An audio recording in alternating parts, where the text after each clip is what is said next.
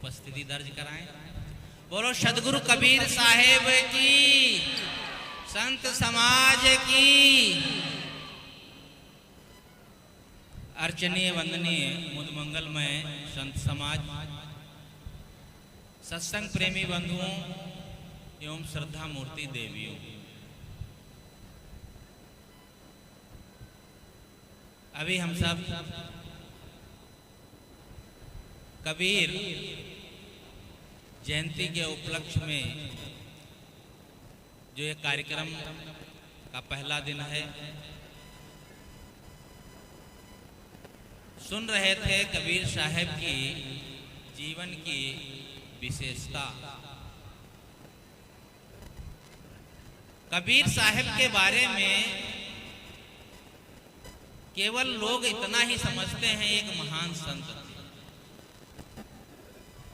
लेकिन उनके पूरे वाङ्मय को जानने के लिए उनकी जो प्रमाणिक रचना बीजक है उसको पठन और मनन करना पड़ेगा। बीजक में कबीर साहब केवल एक पक्ष की बात नहीं कहते हैं, सभी बातें कहते हैं। हमारे भक्त लोग केवल कबीर साहब को पूजा का स्थल बना दिए। एक पूजने के लिए उनकी आरती उतारें, पूजा कर लें, बंदगी कर लें, बस काम हो गया। यहाँ पर इस क्षेत्र में तो पौराणिक कबीर पंथियों का ज्यादा प्रचार प्रसार नहीं है, इसलिए हम लोग ज्यादा उनकी चर्चा भी नहीं करते हैं। क्या फायदा एक रोग बढ़ा दें, नई नई बातें बताएं, फिर उसका समाधान करना पड़े। लेकिन बृहत भारत में ये देखा जाता है, हम लोग भ्रमण करते हैं, छत्तीसगढ़ में तो अधिकतम क्षेत्र में ये देखा जाता है कबीर साहब के पौराणिक बातों को लेकर के केवल भ्रम की बातें फैलाई जाती हैं। ज्ञान विचार की बात, विवेक की बात, जो उनकी धारदार बातें हैं उनको नजरअंदाज कर देते हैं लोग। बस हमारे गुरु बड़े, हमारा ग्रंथ बड़ा, हमारा मत बड़ा, हमारा मजहब बड़ा, बस उसको बड़ा बड़ा कह करके समाज में अपने आप को ऊंचा दिखाने की कोशिश की जाती है। एक उदाहरण से आप लोग समझें। एक बार एक जगह सर्वधर्म सम्मेलन था। तो सर्वधर्म सम्मेलन का मतलब ही होता है कि जहां पर सभी धर्म के लोग, धर्म का मतलब मजहब, धर्म तो एक ही होता है, लेकिन ये मत मजहब वाले संप्रदायों को, मतों को भी धर्म में शामिल कर देते हैं। हमारा देश धर्म निरपेक्ष है, ये कहना उचित नहीं है। कहना चाहिए हमारा देश मत मजहब निरपेक्ष है। धर्म से निरपेक्ष कोई दुनिया में हो ही नहीं सकता। धर्म सबके लिए एक होता है। जैसे पानी का धर्म शीतल है, आग का धर्म उष्ण है, उसी प्रकार से मनुष्य का धर्म मानवता है। दुनिया के जितने भी मनुष्य हैं वे सब एक समान हैं, उनमें कोई भेदभाव नहीं है। तो धर्म अलग अलग नहीं होता है। हाँ, मजहब अलग होते हैं, मान्यताएं अलग होती हैं। कोई किसी को मानता है, कोई किसी देवी देवता को, किसी पंथ को मानता है। तो एक जगह सर्वधर्म सम्मेलन हुआ तो सभी मत मजहबों के लोग इकट्ठा थे। ईसाई भी थे, यहूद इस्लामी भी थे, राम को मानने वाले, कृष्ण को मानने वाले, कबीर को मानने वाले, सब मत के लोग इकट्ठा थे। अब बहुत लोग जहाँ हो, 50 प्रवक्ता हो और थोड़ा समय हो तो उसमें कितना टाइम मिलेगा। तो वहाँ कहा गया कि हर प्रवक्ता को केवल 5 मिनट टाइम मिलेगा। अब 5 मिनट में बेचारा क्या कहेगा।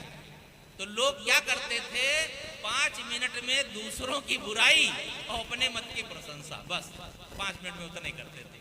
ज्ञानवान की बात कोई नहीं कहता था कि हमारे देखो गुरु बड़े हैं, हमारा मत बड़ा, हमारा मजहब बड़ा, और उनका मत मजहब खराब है, उनके यहाँ तो सब बेकार है। बस इतना ही कहें कि 5 मिनट पूरे हो गए। तो पहला प्रवक्ता जब खड़ा हुआ, वह मौलवी जी थे, इस्लाम को मानने वाले। तो उन्होंने क्या कहा कि देखिए इस्लाम को जो मानता है और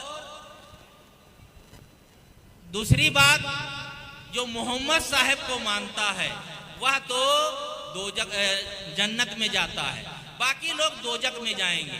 जो कुरान शरीफ को खुदा की पुस्तक नहीं मानता है वह नरक में जाएगा। बस अपने मत मजहब की बड़ाई कर दिए, बात खत्म हो गई। हमारे जो पैगंबर थे वे ईश्वर के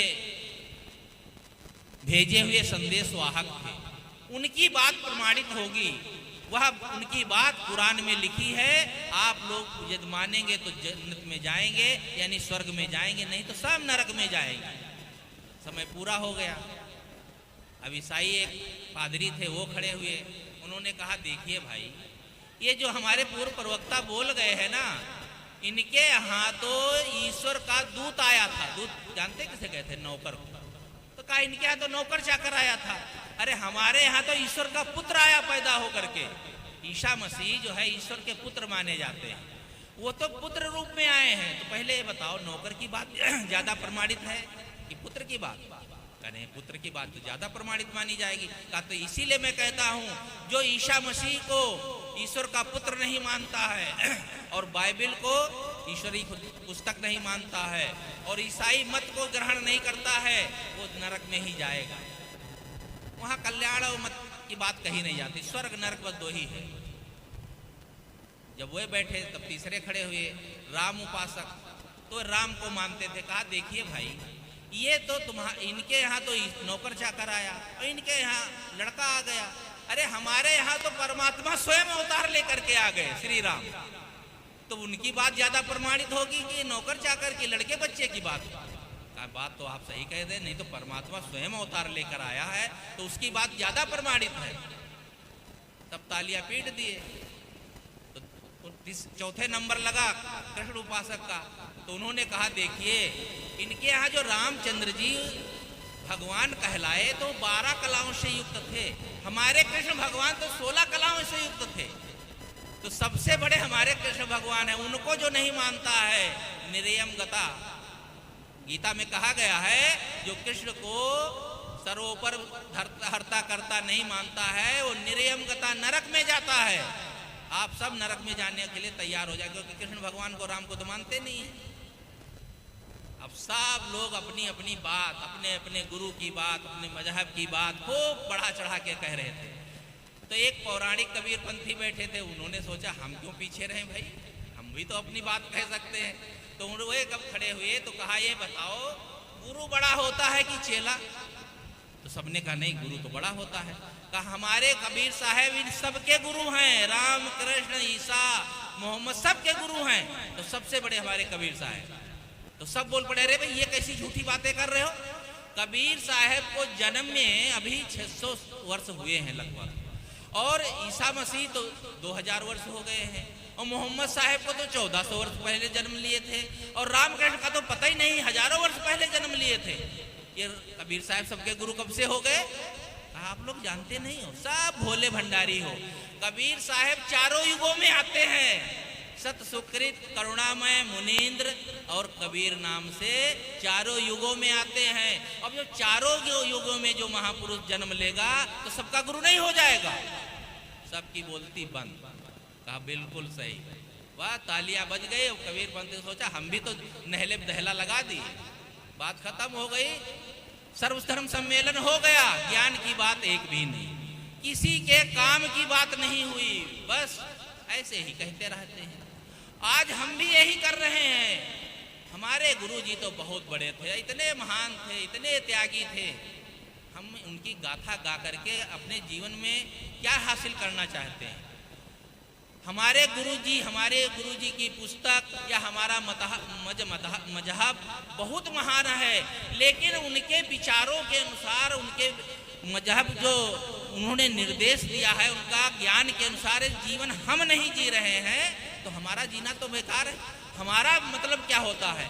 दुनिया के लोग सब तर जाएं, सब उद्धार कर जाएं, सबका बेड़ा पार हो जाए और हम नरक में चले जाएं, तो क्या फायदा हमारा? हम दूसरों को उपदेश करते रहें, दूसरों को सही रास्ता बताते रहें, लेकिन हम भटक जाएं तो क्या मतलब है? पहले अपना कल्याण करना चाहिए, अपना उद्धार करना चाहिए, फिर दूसरों को जो हो सके, जो समझना चाहे उसको राह दिखाना चाहिए।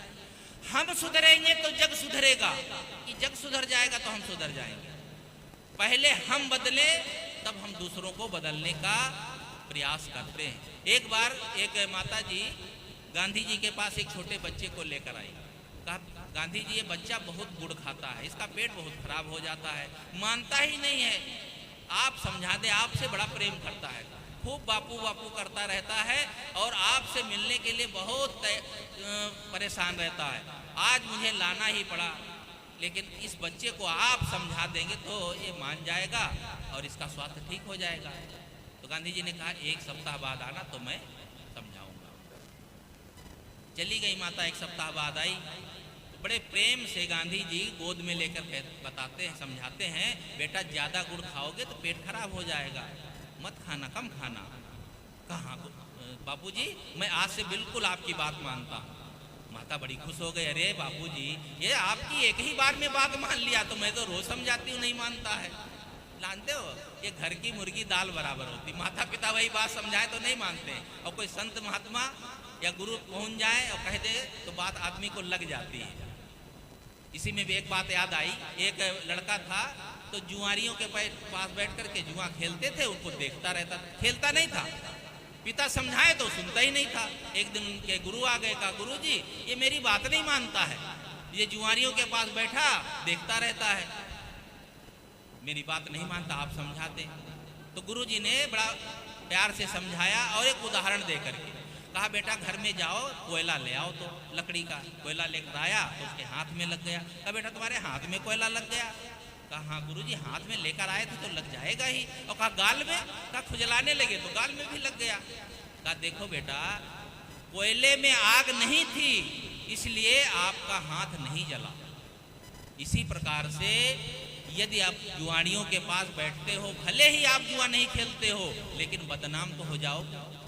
बात समझ में आ गई, बात मान ली। वो लड़का भी कहा कि गुरुजी, बापूजी जो आप कहते हैं मैं मानता हूँ। तो जब वह चलने लगी माँ तो कहती है कि बापूजी यही बात तो आप एक सप्ताह पहले कर सकते थे, बता सकते थे, एक सप्ताह बाद फिर हमको क्यों बुलाए? कहा, माता एक सप्ताह पहले मैं भी खूब गुड़ खाता था, तो मैंने सोचा अभी बच्चे को मैं कैसे समझाऊं, अब मैं चोरी करूं, मैं छल कपट करूं और आप लोगों से समझाऊं कि प्रेम से रहो, किसी के साथ ईर्ष्या द्वेष ना करो, चोरी ना करो, तम्बाकू ना खाओ, और हम खाते रहे, हम सिगरेट पीते रहे, बच्चे को कहे तम्बाकू ना खाओ, कैसे मानेगा वो? जो आप चाहते हैं दूसरों के लिए, जो आचरण दूसरों के साथ चाहते हैं वही आचरण करें। मैंने महंत साहब के दरवाजे पर एक वाक्य लिखा है जो सदगुरु अभिलाष साहब बीर जी कहा करते थे कि जो हम चाहते हैं दूसरों से वह वैसा हम बने यही धर्म है, वैसा हम करें यही धर्म है। तो यह बात हमको भी अपने जीवन में पहले अपना लेना चाहिए, उसके बाद दूसरों को सीख लगती है। तो ऐसा हम केवल कहते जाएं मत मजहब की बात, उससे कुछ नहीं लेना देना है। दुनिया में जितने भी मत मजहब हैं वे सब केवल 2500 साल पहले के हैं। 2500 साल से पहले के कोई भी मत मजहब इस दुनिया में नहीं है। तो क्या पहले मानवता नहीं थी? किसी के मत मजहब में ज्ञान और कल्याण बंधा नहीं है, किसी की डिबिया में नहीं है कि हमारे मत में आओगे, कबीरपंथी हो जाओगे तभी कल्याण होगा। कितने लोग कहते हैं, बाकी तो सब भटके हुए हैं, लेकिन ये बात सही नहीं है। जहां भी हम रहते हैं वहां पर भी अपना कल्याण कर सकते हैं, ये आदमी को सोचना चाहिए। कबीर साहब की बात जब हम उनके आदर्शों को मानेंगे तब होगा। उन्होंने अंधविश्वास का जीवन भर खंडन किया, मरने के समय भी मगहर में जाकर के इस अंधविश्वास का खंडन किया कि जो मगहर में मरता है वो गधा नहीं होता है, अपने कर्मों के अनुसार उसकी गति होती है। देखे मुझे कौन गधा बनाता है, मैं जा रहा हूं। और काशी में मरने से मुक्ति होती है, इसका उन्होंने खंडन किया। मरते दम तक वे ये जीवन भर करते रहे, अंधविश्वास को, चमत्कार को खंडन करते रहे। लेकिन आज देखा जाता है कितने भी कबीरपंथी हैं, कबीर अनुयायी हैं, चमत्कार में पड़े रहते। ये माताएं तो इनका तो छूट ही नहीं सकता है। कहीं भी एक पत्थर देख ली, बस उसमें सिंदूर पोत दी, बस एक ले लिया, गंगा जल चढ़ाई, या गंगा जल नहीं तो नल का ही जल चढ़ा देंगी, और कहीं पेड़ लिख जाएगा तो धागा उसमें लपेटेंगी, पता नहीं क्या क्या। घर की माता पिता, घर के बड़े बुजुर्गों की सेवा नहीं कर पाते, घर के देवी देवता हम नहीं मान पाते हैं। केवल एक कल्पना के देवी देवता, भूत प्रेत, जादू टोना, जंतर मंतर, पता नहीं किन अंधविश्वासों में जीवन भर भटकते रहते हैं। ये अंधविश्वास कब टूटेगा? इन अंधविश्वासों को तोड़ना होगा, और हम खुद तोड़ सकते हैं। घर के जो माता पिता हैं, जीवन भर आपको पाले पोसे खवाए पियाए, उनकी आप सेवा नहीं कर सकते। एक डॉक्टर साहब हैं, शायद कल आएंगे, वो रायबरेली के पास ऊंचाहार के, तो उन्होंने बताया सच्ची घटना। एक लड़का अपनी माँ को लेकर आया, बीमार माँ थी, बहुत बीमार हो गई थी, बीमारी 10-12 दिन पहले से बीमार हो गई थी, लेकिन वो लड़का ले नहीं जा पाया डॉक्टर के पास। जब लेकर गया तो डॉक्टर समझ गया कई दिन से बीमार है, तो भाई ये तो बहुत बीमार है, मरने वाली है, तब लेकर आए। कहा डॉक्टर साहब फुर्सत नहीं मिली। बताओ, माँ मरने वाली है, उसको फुर्सत नहीं, कौन सी कमाई कर रहे हो? खेती में पैसा आएगा किसके लिए? माँ मर जाए बस तुम पैसा इकट्ठा करते रह जाओ। थोड़ा समझाया, फिर क्या करे, डॉक्टर थे, दवाई दे दिया, कहा 2 दिन बाद फिर दिखा देना, इसकी हालत जैसी होगी वैसा फिर मैं दवाई दे दूंगा। घर में गया, दूसरे दिन उसके कुछ मित्र बैठे बात कर रहे थे, कहे भैया पूर्णागिरी चलोगे? कहा हाँ बिल्कुल। झट से उठाया झोला और पूर्णागिरी मैया के दर्शन के लिए चल दिया। और यहाँ माता इतनी बीमार हो गई, 10 दिन बाद लौटा तो बिल्कुल मरने वाली, लात बनार के ले गया डॉक्टर के यहाँ, तो डॉक्टर बहुत डांटा, अरे कहा 2 दिन बाद मैंने कहा था दिखा देना, 10 दिन से कहाँ गए थे? कहा डॉक्टर साहब मैया के दर्शन करने गया था। कहा कौन ही मैया? कहा पूर्णागिरी मैया। तो कहने वो मैया तुम्हारी भागी जा रही थी क्या, कि कोई आफत आ गई थी? अरे घर की जो मैया तुमको जन्म दिया, जीवन भर पाला पोसा, वो मर रही थी, उसकी दवाई नहीं कर पाए। अरे उसको दवाई पानी कर देते, ठीक हो जाती, फिर चाहे जहां जाते। लेकिन देखो कितना अंधविश्वास घुसा हुआ है, और यह अंधविश्वास आज से नहीं, जन्मों जन्म से घुसा हुआ है। इन बातों को कम से कम हम यहाँ बैठे हुए 90% तो कबीरपंथी होंगे, और नहीं 100% कबीर अनुयायी तो हैं ही, कबीर प्रेमी तो हैं ही। इन बातों को हमें समझना चाहिए।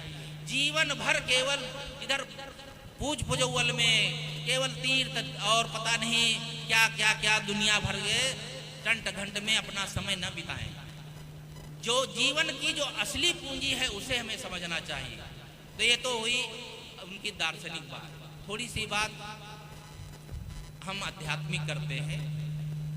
कबीर साहब 2 बातें खास करके बताते हैं। पहली बात, माइक देखो भाई, आवाज नहीं। पहली बात कि आप अपने आप को जाने, और दूसरी बात मौत को पहचाने। ये 2 बातें कबीर साहब सबके लिए कहते हैं। अपने आप को जानने के लिए किसी को फुर्सत नहीं है, और मौत का नाम सुनने की किसी की हिम्मत नहीं है। कहीं भी किसी से कह दो कि देखो सबकी मौत होने वाली है, जीवन खत्म पता नहीं कब हो जाए, इसलिए अपना कल्याण जल्दी से जल्दी कर लो। कहे साहब और सब बातें बताओ, मरने की बात मत करो। और कहीं शादी ब्याह हो जाए, वहां मरने का नाम ले लिए तो फिर तो समझ लो सब टूट पड़ेंगे तुम्हारे ऊपर। लगता है शादी करना, बच्चे पैदा करना, ये जीवन का सबसे बड़ा काम है, और कल्याण करना, भक्ति करना, भजन करना, ये तो जीवन के लिए कोई जरूरी नहीं है। और जी अनाद काल से सब यही तमाशा करते आए हैं, लेकिन कोई का उद्धार नहीं हुआ। इसलिए जीवन में यदि सुख शांति हम चाहते हैं तो अपने आप को जाने, अपने आप को पहचानने का काम करें, राम को जाने। जन भाषा में कहें तो राम को जाने। राम कहीं हमसे अलग नहीं है। हम तो राम को लाएंगे, अयोध्या में राम को लाया गया है। कहाँ गए थे राम? चले गए थे वनवास, क्या चित्रकूट गए थे? कोई कहीं पता नहीं किन किन अंधविश्वासों में लोग भटकते रहते हैं। जो सदा हमारे पास में ही है, हमारे पास नहीं, हमारे अंदर ही है, उसको हम कहाँ से लाएंगे, कहाँ स्थापित करेंगे? लोग मंदिर में मूर्ति रखते हैं, जब वह कारीगर के दरवाजे पर पड़ी रहती है तो कारीगर उसी पर पैर रख करके छेनी हथौड़ी से छेलता, और दुनिया भर के चाहे जहां पड़ी रहे कोई उसके लिए पूजा पाठ नहीं करता है, ना तो कोई श्रद्धा रहती है। वही मूर्ति जब मंदिर में आकर के रख दी जाती है और केवल उसमें प्राण प्रतिष्ठा कर दी जाती है। कैसे की जाती है? मंत्रों से। आज तक हमने एक भी मूर्ति नहीं देखा जिसमें प्राण प्रतिष्ठा कर दी गई हो, चलने फिरने लगी हो, खाने पीने लगी हो। और हमारी समझ में ये नहीं आता है, जब पत्थर की मूर्ति में प्राण प्रतिष्ठा कर देते हैं तो पूजनीय योग्य हो जाती है और वो आशीर्वाद देती है, सबका भला करती है। पत्थर की मूर्ति में तो पिताजी का, माताजी का जब शरीर छूट जाता है तो उसमें प्राण प्रतिष्ठा क्यों नहीं कर देते हो? अरे वो भी जिंदा हो जाएंगे। माता पिता के में प्राण प्रतिष्ठा करेंगे तो नहीं जिंदा होंगे, सब जानते हैं। आपके पिता माँ खत्म हो गए तो उसमें प्राण प्रतिष्ठा जानते हो कुछ नहीं काम करेगी, मूर्ति में हो जाती है। कितना अंधविश्वास! आज तक आदमी कब समझेगा? कितना पढ़ लिख लेगा? कहते हैं लोग पढ़ लिख लेंगे तो अंधविश्वास से ऊपर हो जाएगा, और अंधविश्वासी होते चले जा रहे हैं। इन अंधविश्वासों से हमें निकलना होगा, ये बात हमें समझना होगा। तो राम अपने आप की याद रखो, बाहर मत भटको, और अंतिम समय की याद रखो। मौत की याद करना मतलब अंतिम समय की याद करना। जय मरने से जग डरे मेरे मन आनंद, और कब मरी हो कब पाई हो पूर्ण परमानंद। जो अपने अंतिम बात की याद रखता है, अंतिम समय की याद रखता है कि संसार से हमें एक दिन जाना है, वो पाप नहीं करता है। किसका, किसी का क्यों छीनेगा? किसी को क्यों सताएगा? किसी को क्यों दुख देगा? क्योंकि वो समझता है एक दिन सांस रुक जाएगी, सबका संबंध टूट जाएगा। किससे दुश्मनी मोल लेना, किससे बनस करना? कितने ना समझ है जीवन भर दुश्मनी मोल लिए रहते हैं और ऐसे ही शरीर छोड़कर चले जाते हैं। इसलिए अंतिम समय की याद करने वाला गलत रास्ते पर नहीं जाता है। लेकिन यह बात कोई याद नहीं करना चाहता। अरे 60 साल जीने वाला कहता है लोग तो 70 साल जीते हैं, अभी तो हम 10-15 साल और जिएंगे। 80-90 साल के हो गए हैं, सोचते कबीर साहब तो 120 साल जिए थे, हम अभी और नहीं जी पाएंगे क्या? बहुत अधिक जीने की जो तृष्णा है, इससे कोई फायदा नहीं है।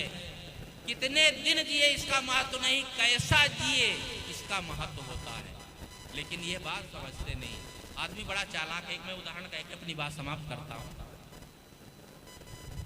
एक आदमी अपने दरवाजे पर लेटा था तो एक विचित्र आदमी आकाश से उतरा। कहानी पौराणिक है लेकिन उससे केवल हमें शिक्षा लेना है। तो जब सीधे आकाश से नीचे उतरा तो वो बहुत चक्का हो गया। अरे ये कहाँ से आ गया? कहा भैया आप कहाँ से आए? कहा मैं आया हूँ यमलोक से, मैं यमदूत हूँ, यमराज ने हमें भेजा है। तो कहा भैया हमारे दरवाजे पर कैसे उतर गए?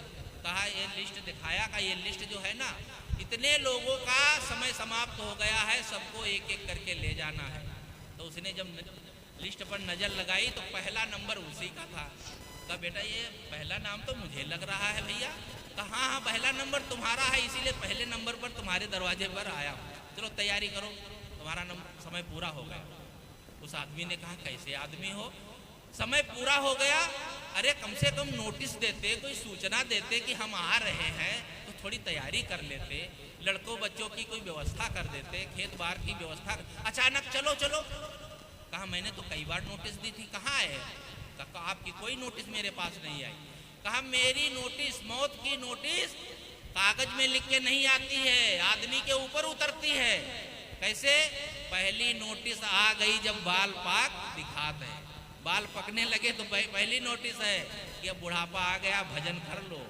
लेकिन कौन भजन करने वाला? बाल पकेंगे तो खिजाब लगाएंगे, दवाई लगाएंगे, काले करते हैं। अरे बाबा क्या काले करके करोगे, जैसे हैं वैसे रहने दो।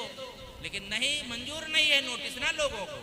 तो दूसरी में नैन तींगुर गिरन लागे, दांत है, फिर नोटिस आती है तो दांत गिरने लगे, आंखों में चश्मा लग जाता है, उसकी भी व्यवस्था कर लेते लोग। फिर तीसरी में कमर झुक गई, चलत पैर पिरात है, तीसरी भी नोटिस आती है। अब कुछ करते धरते नहीं बनता है, कमर में दर्द होता है, शरीर पूरा शिथिल हो गया, तब भी नोटिस फोटिस नहीं आती। फिर वारंट आता है, आ गया वारंट चौथा, हथकड़ीयम साथ है, और अब भजन की कौन बिरिया कब करे रे बात। अब भजन क्या कर पाओ? फिर अंतिम में तो बांध करके यमदूत ले जाता है। तो उसने कहा अब तैयारी तुम करो, अब तुम्हें छुट्टी नहीं है। उसने सोचा अब ये मानेगा तो है नहीं, तो कोई एक दांव तो चलता हूँ, आदमी बड़ा चालाक है ना, मरते दम तक कोई ना कोई दांव चलता ही रहता है। उसने सोचा मौत को भी एक धक्का तो एक मजा चखा ही दूंगा। उसने कहा देखो भाई, इतनी दूर से आए हो, प्यासे होगे ना? हाँ बिल्कुल प्यास तो लगी है, मैं घर से शरबत बना के लाता हूँ, आप पी लीजिए, उसके बाद आपके साथ चलता हूँ। वो गया घर में शरबत बनाया और उसमें एक नींद की गोली डाल दी। जैसे यमदूत ने पिया बस उसके नींद आ गई, सो गया। जब गहरी नींद में सो गया तो उसकी जेब से पर्चा निकाला। उसने सोचा इसमें तो 60 आदमियों का नाम है, और अगर एक मैं अपना नाम काट दूंगा तो 59 बच जाएंगे, तो गड़बड़ हो जाएगा। तो ऐसा करते हैं, अपना नाम ऊपर से काट करके अंतिम में लिख देते हैं। तो इतने लोगों को ले जाने में महीना 2 महीना तो लग जाएगा, तब तक 2 महीना जी लेंगे तो हम अपनी व्यवस्था कर लेंगे। अरे बाबा तुम 50 साल जिए तो कोई व्यवस्था नहीं कर पाए पूरी, और महीना भर और जी लेंगे तो कौन सी पहाड़ को उलट लेंगे, कौन सा बड़ा काम कर लेंगे। लेकिन तृष्णा है ना और जीने की, और जीने की। तो उसने अपना क्या किया, अपना ऊपर से नाम काट करके अंतिम में लिख दिया। जब वो आदमी उठा तो उसने कहा अरे भाई आपने तो बढ़िया भगत की, इतना आतिथ्य सत्कार किया कि मुझे तो बहुत अच्छी नींद आई, तो मैं तो बहुत तुम पर खुश हुआ। ऐसा करता हूँ, जो हमारे अधिकार में है उतना करता हूँ, तुम्हें छोड़ तो नहीं सकता, किसी को छोड़ नहीं सकता हूँ, क्या आदेश है यमलोक से। लेकिन एक काम कर सकता हूँ, तुम्हारा पहला नंबर है ना, तो तुमको आखिरी में ले जाऊंगा, तुमको 1 महीने 1.5 महीने की फुर्सत दे देता हूँ, तो तुमको आखिरी में ले जाऊंगा, तो इसलिए मैं अब नीचे से शुरू करता हूँ, तो तुम्हारा नंबर आखिरी में आ जाएगा, ऊपर होगा ना पहला नंबर। अब वो नीचे से शुरू किया तो उसने काट के पहले ही नीचे लिख दिया था, पहला फिर लग गया। वो सोचता था कि हम बच जाएंगे, लेकिन बच नहीं पाया। चाहे आपका ऊपर नाम लिखा हो चाहे नीचे, नंबर तो लगना ही है। इसलिए इस बात को याद रखो। कबीर साहब की ये जो बातें याद रखेगा, अंधविश्वास से बचने का प्रयास करेगा और चमत्कार से बचेगा। सच्चे सदगुरु की शरण में जाओ, ये बात भी याद रखो। हम लोग बहुत कहते हैं, सोचते हैं बाबा लोगों के तो ये कहानी, ये साहेब लोग भगत हो जाओ, संत सेवा करो, दान पुण्य करो, कहे अपने लिए कहते हैं। अरे आप लोग ये समझो, एक चींटी का गुजर हो सकता है, तो ये महान संत इतना त्याग तप किए, इनका भोजन नहीं मिलेगा, भूखे मर जाएंगे क्या?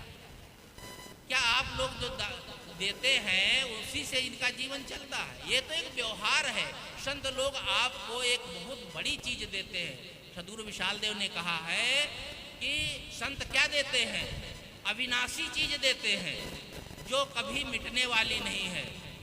आप तो नासवान चीज देते हैं। नासमान तन सेवा तुम्हारी बोध अनासी चीज है।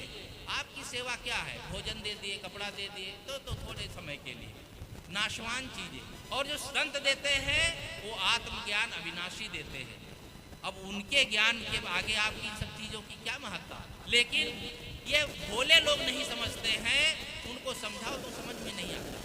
लेकिन विचारवान जो ज्ञानी है, समझदार हैं, भक्त हैं, वे ये बात समझते हैं। आप सबको इन बातों को समझना होगा कि जीवन में भक्ति बहुत आवश्यक है और भक्ति के कारण ही आप लोग यहाँ पर सब आए हैं। यदि संतों से संपर्क ना होता, आप भक्त नहीं, जीवन में भक्ति ना होती, तो आज आप सबका यहाँ पर आगमन ना होता। आप सब आए, बहुत बड़ी खुशी की बात है। आप सबको धन्यवाद है और संत गुरुजनों की सेवा का अवसर आप सबको मिला, संतों के दर्शन और सत्संग का लाभ मिलेगा। बोलिए सद्गुरुदेव की।